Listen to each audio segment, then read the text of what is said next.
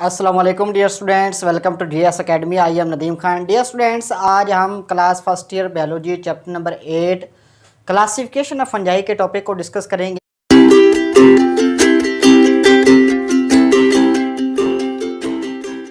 आज हम ये डिस्कस करेंगे कि जो फंजाई है उसको कितनी क्लासेस के अंदर क्लासीफाई किया गया है, उसको कितनी कैटेगरीज़ के अंदर तकसीम किया गया है। तो अब वीडियो को एंड तक लाजमी देखिएगा ताकि आपको क्लासिफिकेशन ऑफ फंजाई का टॉपिक जो है वो क्लियर हो सके। तो चलते हैं अपने टॉपिक की तरफ। सबसे पहले हमने ये देखना है कि जो फंजाई है इसको कितने ग्रुप्स के अंदर डिवाइड किया गया है। बेसिकली फंजाई जो है इसको 4 मेजर ग्रुप्स के अंदर तकसीम किया गया है। वो 4 मेजर ग्रुप्स कौन कौन से हैं? पहला है जाइगोमैकोटा, दूसरा है एस्कोमैकोटा, तीसरा है बेसिडियोमैकोटा और चौथा जो है वो है ड्यूटेरोमैकोटा। ठीक है, तो इनको हम वन बाय वन लिखेंगे। कैसे? Basically the fungi are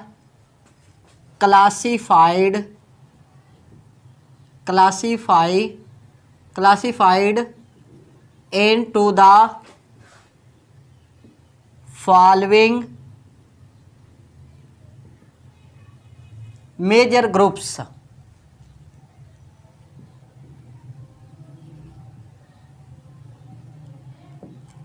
which are given below। यानी कि जो फंजाई है इसको मेजर इन ग्रुप्स के अंदर तकसीम किया गया है जो कि नीचे आपको दिए गए हैं। वो कौन कौन से हैं? Number one is the जाइगोमाइसीड्स।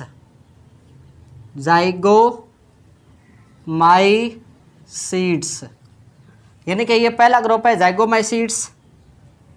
दूसरा ग्रुप है एस्कोमाइसीड्स। तीसरा ग्रुप जो है उसको हम कहते हैं बेसिडियोमाइसीड्स।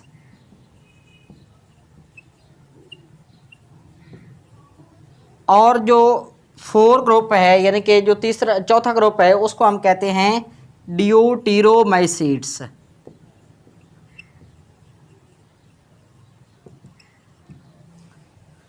तो बेसिकली आप इसको कैसे डिफाइन करेंगे कि जो फंजाई है इसको मेजर ग्रुप्स के अंदर तकसीम किया गया है। वो मेजर ग्रुप्स कौन कौन से हैं? ये शॉर्ट क्वेश्चन आपसे पूछा जा सकता है।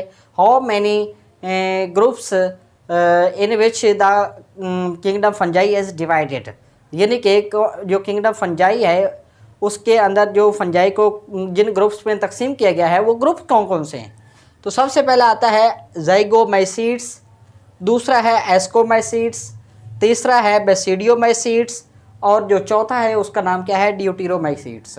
तो वन बाय वन हम इनको डिस्कस करेंगे कि जो जाइगोमाइसीड्स है इसके क्या करैक्टर्स होते हैं, उसके अंदर कौन कौन सी चीज़ें पाई जाती हैं। ठीक है, और जाइगोमाइसीड्स एस्कोमाइसीड्स से किस तरह डिफरेंट है, एस्कोमाइसीड्स बेसिडियोमाइसीड्स से किस तरह डिफरेंट है और ड्यूटेरोमाइसीड्स किस तरह बाकी सभी से डिफरेंट है। तो इनको हम बेसिकली उनके स्ट्रक्चर की बुनियाद पर और उनके हाइफी की बुनियाद पर और बेसिकली उनके अंदर जो रिप्रोडक्शन का जो प्रोसेस है उसकी बुनियाद पर हम उनको इन ग्रुप्स के अंदर ये तकसीम किया है। ठीक है, तो सबसे पहले हम देखेंगे अपने पहले ग्रुप को जिसका नाम क्या है? जाइगोमाइसीड्स। यानी कि जाइगोमैकोटा के जो मेंबर हैं उनको हम डिस्कस करते हैं।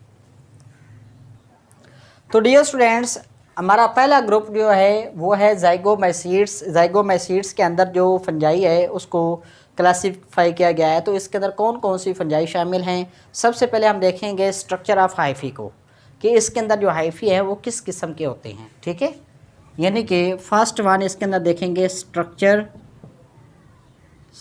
Of hyphae.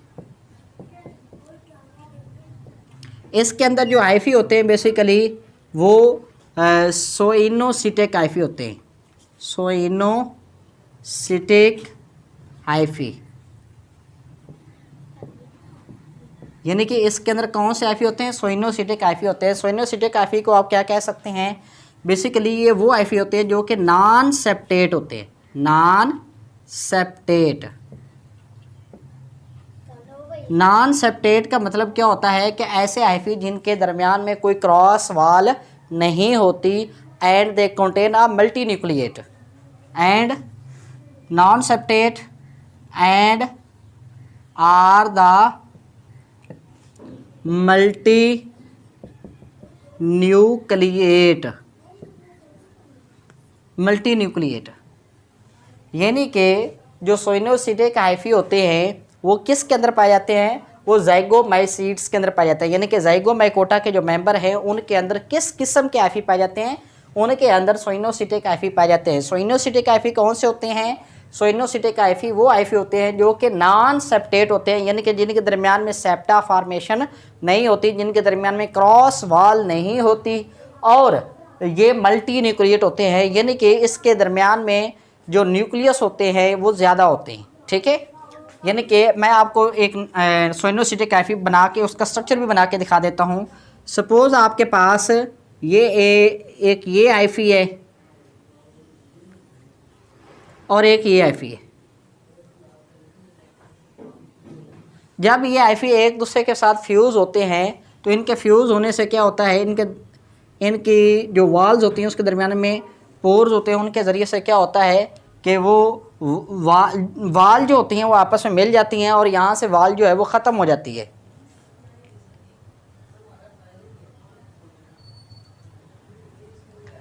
Ji dear students, तो यहाँ पे क्या होता है, क्रॉस वाल ख़त्म हो जाती है और यहाँ इसका जो साइटोप्लाज्म है वो उसमें शिफ्ट हो जाता है और इसका साइटोप्लाज्म इसके अंदर शिफ्ट हो जाता है। यानी कि इसको आप कह सकते हैं प्लाज्मोगैमी। क्या कहते हैं, plasmogamy. Fusion of the cytoplasm of two different type of hyphae is known as plasmogamy. इसको हम क्या कहते हैं, प्लाज्मोगैमी कहते हैं। यानी कि इसके अंदर पहले क्या होती है, प्लाज्मोगैमी होती है। प्लाज्मोगैमी का मतलब क्या होता है, फ्यूजन ऑफ साइटोप्लाज्म। यानी कि इसमें क्या होता है कि साइटोप्लाज्म क्या होती है, फ्यूजन होती है, साइटोप्लाज्म आपस में मिलते हैं। जब साइटोप्लाज्म मिलते हैं तो इनके न्यूक्लियाई जो होते हैं वो एक ही हाइफी के अंदर रहते हैं लेकिन आपस में फ्यूज़ नहीं हो पाते। ठीक है, ये न्यूक्लियाई हैं, ये एक ही हाइफी के अंदर होते हैं और ज़्यादा होते हैं, इसी वजह से इसको हम क्या कहते हैं, मल्टी न्यूक्लिएट कहते हैं। क्या कहते हैं, मल्टी न्यूक्लिएट। हाँ, जिस वक्त सेक्सुअल रिप्रोडक्शन होनी होती है तो उस दौरान क्या होते हैं, ये न्यूक्लियाई आपस में फ्यूज़ हो जाते हैं और जाइगोट में कन्वर्ट हो जाते हैं। जब जाइगोट के अंदर ये कन्वर्ट होते हैं तो उसके बाद जो इसका जो स्पोर होता है उसको हम कहते हैं जाइगोस्पोर कहते हैं। ठीक है, अब वो जाइगोस्पोर के अंदर क्या होती है, मियोसिस होती है। मियोसिस के नतीजे में हैप्लॉइड जाइगोस्पोर पैदा होते हैं। ठीक है, हैप्लॉइड स्पोर पैदा होते हैं जिनको हम क्या कहते हैं, जाइगोस्पोर कहते हैं। इसी वजह से इसको हम बेसिकली जाइगोमाइसीट्स कहते हैं, यानी कि इसके मेंबर को हम क्या कहते हैं, जाइगोमाइसीट्स कहते हैं। तो हम देखेंगे नेक्स्ट इसके अंदर second one is the sexual reproduction. Sexual reproduction यानी कि अब हम सेकेंड पे इसकी क्या डिस्कस करेंगे, सेक्शुअल रिप्रोडक्शन, कि इसके अंदर सेक्शुअल रिप्रोडक्शन किस तरीके से होती है। जाइगोमाइसीट्स के अंदर दूसरा पॉइंट हम डिस्कस करने लगे हैं, वो क्या है, सेक्शुअल रिप्रोडक्शन इन द जाइगोमाइसीट्स। जो जाइगोमाइसीट्स है उसके अंदर सेक्सुअल रिप्रोडक्शन किस तरीके से होती है। फर्स्ट ऑफ ऑल इसके अंदर क्या होता है कि इसके जो न्यूक्लियाई होते हैं वो आपस में क्या करते हैं, फ्यूज़ होते हैं। यानी कि first of all the two different but compatible hyphae fuse with each other। पहले क्या होता है कि दो मुख्तलिफ बट कंपेटिबल, यानी कि एक ही जैसे हाइफी, लेकिन उनका जेनेटिक मटेरियल क्या होता है, डिफरेंट होता है। ठीक है, फ्यूज विद ईच अदर, वो एक दूसरे के साथ क्या करते हैं, फ्यूज़ करते हैं, एक दूसरे के साथ मिलते हैं। जब आईफी एक दूसरे के साथ मिलते हैं तो उसके दौरान क्या होता है, उनका आपस में कॉन्टैक्ट होता है, जिसके नतीजे में सबसे पहले क्या होती है, इनकी क्या होती है, प्लाज्मोगैमी होती है। प्लाज्मोगैमी के फ़ौरन बाद क्या होते हैं, उसके न्यूक्लियाई आपस में फ्यूज़ हो जाते हैं, जिसको हम क्या कहते हैं, कैरियोगैमी कहते हैं। ठीक है। अच्छा, पहले नंबर पे क्या होता है कि ये सपोज आपके पास ये दो आईफी हैं, एक आईफी ये है, दूसरा आईफी ये है। ये आईफी क्या करते हैं, एक दूसरे के करीब आते हैं, करीब आने के बाद ये एक दूसरे के साथ फ्यूज़ हो जाते हैं।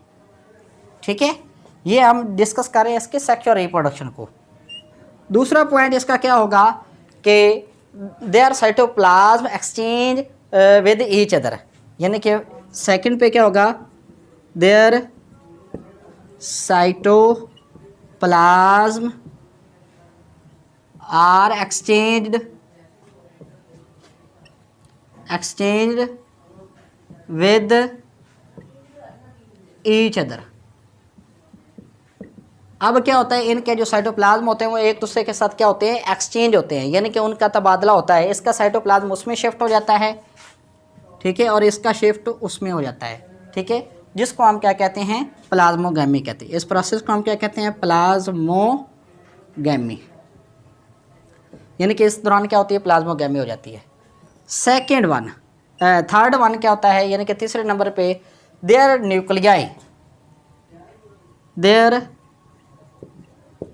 न्यूक्लियाई अब ये न्यूक्लियाई किसके, वो जो दो आईफी आपस में मिले हैं, ठीक है, उन दो मुख्तलिफ तरह के जेनेटिक मटेरियल रखने वाले आईफी।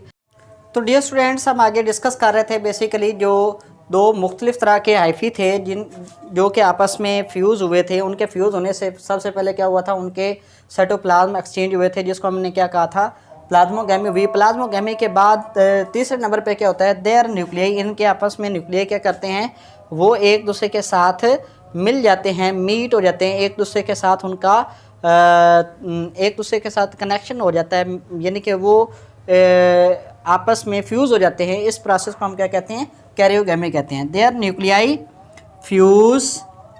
फ्यूज़ विद ईच अदर, यानी कि ये दो मुख्तलिफ तरह के जो आईफी हैं, इनके जो न्यूक्लियाई होते हैं वो एक दूसरे के साथ क्या हो जाते हैं, फ्यूज़ हो जाते हैं, और इनके आपस में न्यूक्लियाई के फ्यूज़ हो जाने के प्रोसेस को हम क्या कहते हैं, कैरियोगैमी कहते हैं। क्या कहते हैं, कैरियोगैमी। इसको हम क्या कहते हैं, कैरियोगैमी कहते हैं, यानी कि इनके जो न्यूक्लियाई होते हैं वो आपस में मिल जाते हैं, जिसको हम क्या कहते हैं, कैरियोगैमी कहते हैं। ठीक है। अच्छा, इसके बाद क्या होता है कि जब ये न्यूक्लियाई आपस में मिल जाते हैं तो उसकी मदद से सपोज़ ये आपके सामने मैं दो न्यूक्लियाई बना रहा हूँ, एक न्यूक्लियाई ये, एक ये न्यूक्लियाई, जब ये आपस में फ्यूज़ होते हैं तो उसकी मदद से फिर एक थिक वॉल्ड रेजिस्टेंट स्ट्रक्चर बन जाती है। ठीक है, और वो डोरमेट स्ट्रक्चर होती है, उसको हम क्या कहते हैं, उसको हम कहते हैं ज़ाइगोस्पोर कहते हैं। ठीक है, इसी वजह से इस मेंबर के जितने भी इस ग्रुप के जितने भी ऑर्गेनिजम्स होते हैं उनको हम क्या कहते हैं, ज़ाइगोस्पोर कहते हैं। ठीक है, तो फिर क्या होता है कि ये एक थिक वॉल्ड ज़ाइगोस्पोर बन जाता है, यानी कि फिर क्या बनता है, एक ज़ाइगोस्पोर बनता है। उस ज़ाइगोस्पोर किस तरह का होता है, वो थिक वॉल्ड होता है, थिक वॉल्ड डोरमेंट स्ट्रक्चर होता है, यानी कि ये थिक वॉल यानी कि मोटी दीवार वाला क्या होता है, एक स्ट्रक्चर बन जाता है, जिसको हम क्या कहते हैं, ज़ाइगोस्पोर कहते हैं। ठीक है, इसीलिए इसको हमने क्या नाम दिया हुआ है, ज़ाइगोमैसीड्स, यानी कि वो फंजाई जिनके अंदर ज़ाइगोस्पोर बनते हैं उनको हम क्या कहते हैं, ज़ाइगोमैसीड्स कहते हैं। उसके बाद लास्ट वाली चीज़ जो हम डिस्कस करेंगे वो है germination of the zygospore. Germination of zygospore, germination of ज़ाइगोस्पोर।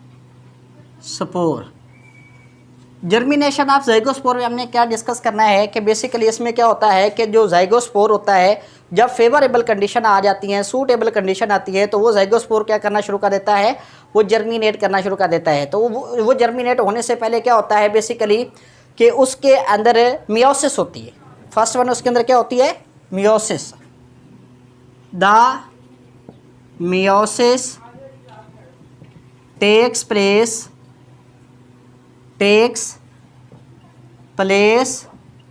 in the zygospore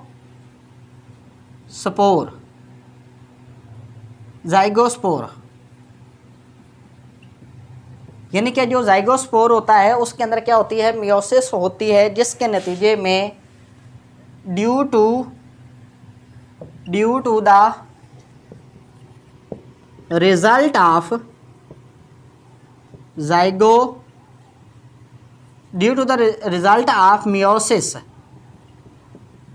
meiosis in the zygospore, the haploid spore